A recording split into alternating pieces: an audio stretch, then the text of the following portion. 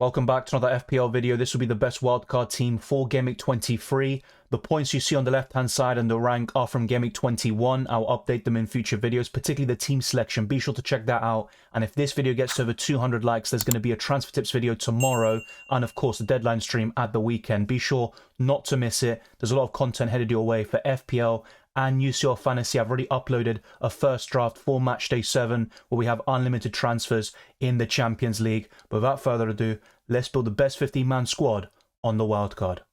Dubravka went down during the Aston Villa vs Newcastle game with a slight problem, but Newcastle ended up winning 3-1. Dubravka made plenty of saves, as he tends to do, and now with the fixtures turning for the Toon, I think he's a good option between the sticks, and you could even start him over your main goalkeeper option for the next couple of weeks at least. And the long-term fixtures up until Gameweek 32 are sensational for Newcastle. You could even argue that a double or triple up is maybe not necessary, but it could be very beneficial based on the fixtures potential and some good options in every single position. Isak came off injured though, and Newcastle don't have a recognised striker right now, but that could change with Callum Wilson being close to a return. But I would mainly be looking at other options. I think their defenders offer good value, and I'll be talking about them very soon. But Dubravka for me is probably the best defensive option, period, and he offers great value between the sticks at around 4.2 million. The second goalkeeper will remain Areola, and if you want to go for more expensive options, as I keep on mentioning, Alisson or Raya would be my favourites, and then you've got a few others like Pickford and Emi Martinez who are pretty decent as well,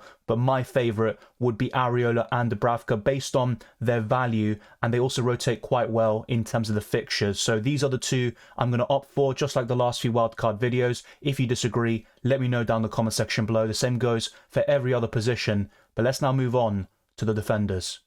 This is a situation to monitor, as Kyle Walker could be benched tonight against Burnley. I'm not sure where the information is coming from, but there are rumours circulating that that could be the case. If he is benched and this is a long-term issue, then you can go for another Man City defender instead. And I think Ruben Dias, Akanji, Ake, they would all come into the equation, even Gvardiol potentially. But I think Walker is the best of a relatively bad bunch. I don't think Man City defenders offer enough attacking threat, bonus points potential, and Walker is probably the best in both avenues, and also just in terms of how nailed on he has been this season. And apart from one game week where he came off with a little knock and he was subbed off around 67 minutes, in every other game he's played 90 minutes in every single match day. I think game week 1 also 89 minutes against Burnley, but you get my drift. He's playing a lot of minutes, the most nailed on Man City defender we've seen in a very long while in the Premier League, and I think he could be a good option for double Gameweek 25 with 2 home fixtures against Brentford and Chelsea, not to mention good fixtures before and after that period. So Man City defenders will be very popular, and Kyle Walker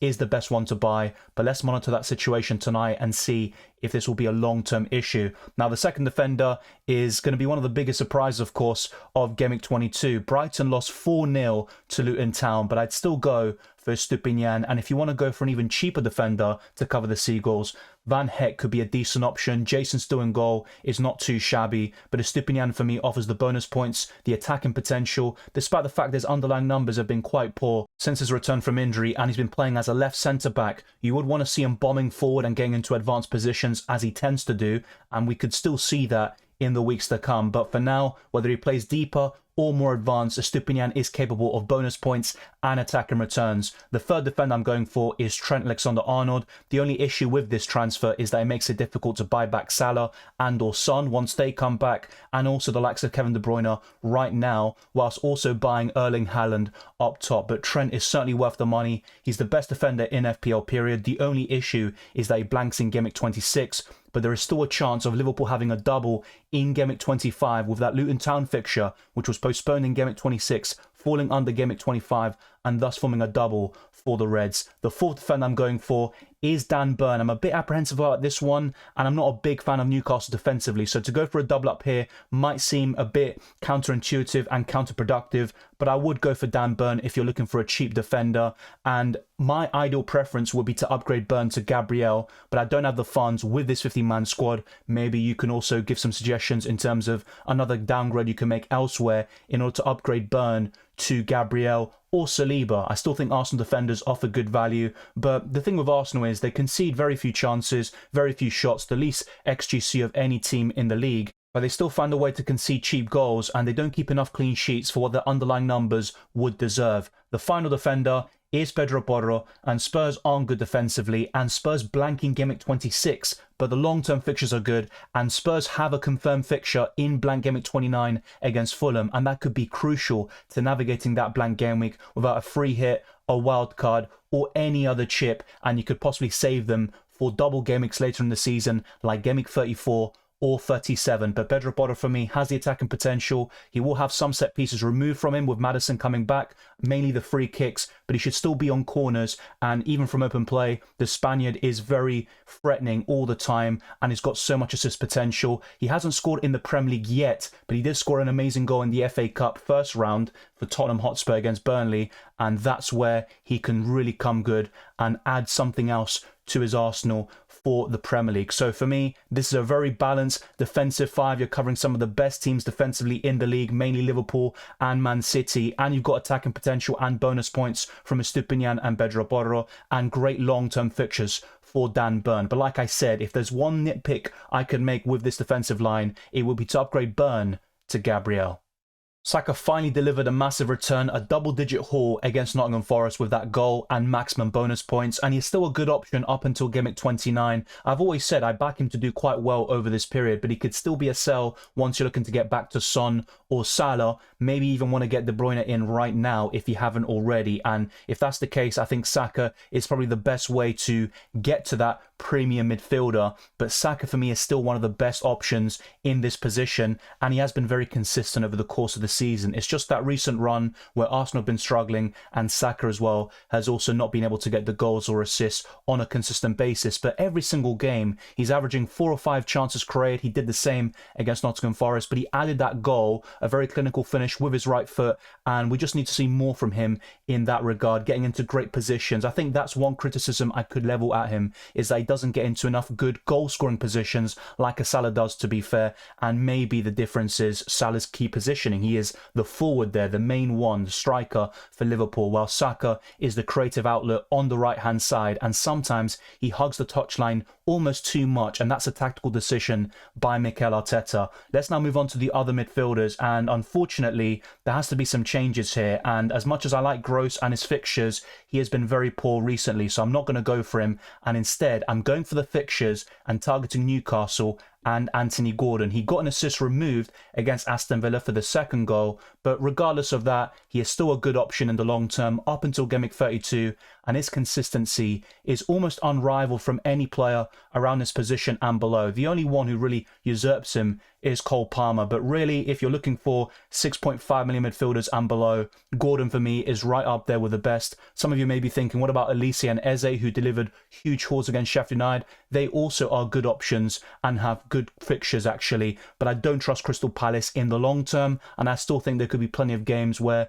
those two shine and they still can't do enough to put Palace over the line and get those goals and assists on the board. And not only that, they picked up injuries in Gameweek 22, so I'd recommend holding on to them if you do have them and wait for more information. But Cole Palmer and Gordon are the best 6.5 million midfielders and below in my opinion, especially when you take into account fixtures, and Palmer blanks in Gameweek 26 and the next couple of fixtures aren't particularly great anyway, so you could make a case for Gordon being even more appealing over the next month or two. The third midfielder I'm going for is Phil Foden. He blanked in Gameweek 21. Let's see how he does against Burnley tonight. He's going to be a very popular captaincy option, but I do back Foden over De Bruyne in the long term, despite the fact that De Bruyne is more likely to return and haul in Gameweek 22, and whenever De Bruyne starts, he's obviously going to be the most exciting pick with the biggest potential. But with Foden, you get more consistency in terms of starts and minutes, and I still back him to do well and to start consistently when Haaland and De Bruyne are also available and ready to start on a consistent basis. Haaland will likely be on the bench against Burnley with De Bruyne starting, but in the long term I would back De Bruyne to have his minutes managed, as we've seen in the last couple of weeks. The fourth midfielder remains Cole Palmer, but he blanks in Gameweek 26, as I just mentioned, and he also has a pretty poor fixture in Gameweek 22. A lot of managers did bench him this week, but he's capable of returns in any game. His record against the Big Six has been very impressive, even if he ends up blanking against Liverpool at Anfield in Gameweek 22. Now, the final midfielder is a close one. You've got Richarlison, who is a very good option in the next couple of weeks, especially whilst Heung-min Son is out. He's playing down the middle, he's nailed on, could be on penalties, and the fixtures are quite good up until Blank Gameweek 26. You've also got Jarrod Bowen, who's been very consistent over the course of the season. Kudus is now back, he's another one to consider. But the midfielder I'm going for here, it's not going to be any surprise to any of you if you've seen my last couple of videos for transfer tips and the best wildcard team videos. It's going to be Diogo Jota. He could have a double in Gameweek 25, and if he does, that just makes him even more appealing, and I still think it's a good time to buy him now. He's got a great record against Arsenal. They are his second favourite opponent throughout his career. He's got 8 goals and 2 assists in 14 appearances against the Gunners and plays them on Sunday in that massive match, which could be crucial for the title. Liverpool are leading the race. Man City are still the favourites for me. Arsenal are kind of outsiders, and they're always capable of going on these winless streaks, which ultimately cost them. But Jota is just a thorn in their side, and he's got Burnley at home in Gameweek 24, a potential double in Gameweek 25. And if that's the case, I think Jota is certainly worth buying and a great option up until Blank Gameweek 26. Let's see what damage Erling Haaland can do against Burnley tonight, whether he comes off the bench or gets a surprise start. But in either scenario, he is primed and ready to start in Gameweek 23. That's almost a certainty against Brentford away. And he's got good long-term fixtures, including that double in Gameweek 25 against Brentford and Chelsea at home. That is triple captaincy material, and I'd be very surprised if we go in a different direction. Maybe if Liverpool get a double game week and Salah returns, that could be a great debate. But Gameweek 25 looks like an amazing time to use the triple captaincy, and Erling Haaland will help you achieve that and get a very good captaincy score in Gameweek 25, and the wildcard can prepare you for that scenario. And even with free transfers, a lot of us will have enough money in the bank to get Haaland back for either Watkins, Solanke, maybe Darwin Nunez, Alvarez, or some of these budget strikers like Cameron Archer in my case. Now, the second forward I'm going for remains Ollie Watkins, who scored against Newcastle, and that's 4 goals in 3 games against the Toon at Villa Park. He's never blanked against them there, and he got a bonus point. So a very good performance by Watkins. He almost had a second goal, but that was disallowed, of course, for offside. But Watkins, for me, has just been extremely consistent, and those fixtures in the long term are enough to keep hold of him. And of course, who else has been more consistent than Watkins in the forward line apart from Erling Haaland? And the answer is simply nobody, and that's why I would recommend Watkins even over Ivan Toney, because Brentford's fixtures just aren't good enough, despite the fact that they have a confirmed fixture in Gameweek 29 and they have a double in Gameweek 25. But it's probably the worst one you could ask for, with Man City and Liverpool. And the fixtures before and after Gameweek 25 are quite poor for Brentford. They're still right near the bottom of the fixture difficulty rating, with multiple sites like DraftHound and Fantasy Football Hub. So it's not looking too good from a fixtures perspective, only in terms of quantity rather than quality. The final forward I'm going for is Solanke. He's got great fixtures up until Gameweek 32, and that's when you can make a switch to Ivan Toney, where Brentford have great fixtures from Gameweek 33 up until the end of the season. But of course, Toney will be very popular now. He's back from that long suspension, and he's got the most fixtures up until Gameweek 29. And buying Toney is a great way of manoeuvring and navigating double Gameweek 25, having a fixture in Blank Gameweek 26 and in Blank Gameweek 29. So I'm not ruling out Ivan Toney. He's still a good option for the wildcard, and I have mentioned him in previous wildcard teams. If you were to go for any other forward and you want to go for something different compared to Watkins or Solanke, I'd highly recommend Toney in that scenario. And apart from that, Darwin is in great form, but Ivan Toney for me is still a level above in terms of consistency and also efficiency in front of goal. So that's the 15-man squad for the wildcard. Let's now move on to FPL.team, talk about the starting 11 and the captaincy very briefly, and I'll also briefly discuss the future game weeks like game weeks 24, 25 and 26. For the first time in a while, I would go for Dubravka over Areola between the sticks, and I think the fixtures just make sense. I know Areola kept a clean sheet in the reverse fixture against Man United, but I don't think that'll be the case at Old Trafford. The back three would be Borro, or Porro, as English people would say, Estupinian and Dan Burn. The midfield four would be Foden, Gordon, Saka and Palmer. Haaland, Watkins and Solanke complete the starting 11, and the bench is very strong. But I have to say, I'm basing the starting 11 on the expected points, which is recommended by FPL.team. But if it were me personally, I would go for Jota in the starting 11 over Saka, and potentially Trent in for Pedro Porro. That is something I would consider. Let me know your thoughts down in the comment section below. But as you can see, the expected points does go down a little bit. The captaincy would most likely be on Haaland, but I would also consider Palmer, even Phil Foden, and Anthony Gordon could be a nice option. He's very consistent in home matches, only one blank all season in the Premier League, which was against Nottingham Forest. But I think Gordon is a very good option from now up until Game Week 32. Now let's actually move on to Game Week 24 and show you how the team would also line up. It's quite similar, and Jota is in there with Saka on the bench. And of course, it's not really easy to bench a player of Saka's quality. And you could argue, well, if you're going to potentially bench him in Game Weeks 23 and 24, why go for him at all? But Saka is a very good long-term option. You can still start him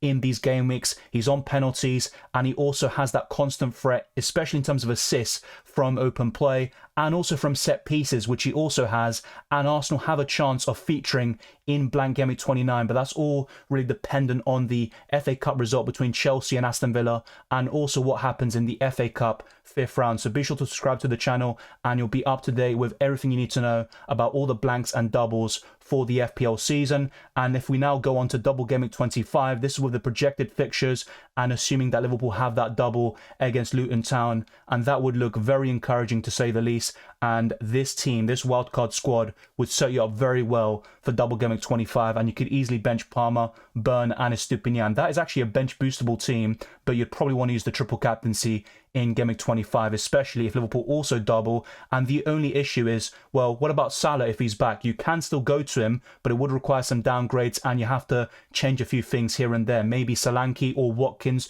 could be downgraded, and that gives you enough funds to do Saka up to Salah. That's something you could easily do with this wildcard squad. You've got 2 free transfers here with these proposed transfer plans, and just talking about how this team would be set up for the next couple of weeks. And now if we look over to Blank Game Week 26, you could use 2 free transfers in this scenario, maybe take a -4 hit, and you can get an 11 very easily. You can sell your Liverpool players. In this case, it'd be Jota and Trent making way, and you can buy Gabriel and Jarrod Bowen. So as you can see, this wildcard squad is flexible. It sets you up very well for Double Game Week 25 and Blank Game Week 26, and you've still got enough funds and also room for maneuver to get the likes of Salah in if necessary. Let me know your thoughts down in the comment section below, and thank you very much for watching this video. If you enjoyed it or found it useful, then be sure to smash the like button and subscribe if you're new. Let's try to get this video to the 200 likes, and let's keep on pushing towards 23k subscribers and beyond. You can follow me on Twitter and Instagram, DylanRCM, and check all the links in the description below for the Patreon, Championships Discord server,